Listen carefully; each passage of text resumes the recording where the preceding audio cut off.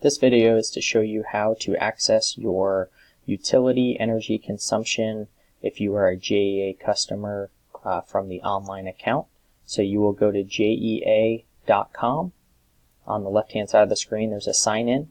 You'll have a username and password. If you do not have an online account set up yet, you can go to create an account and then you will enroll for a new account using information on your paper bill. Let's assume that we already have an online account and we'll get logged in. So we're going to put our username and password in. We're going to sign in. We're going to go to View Bill on the left hand side. You could go to your latest bill that you have available in there.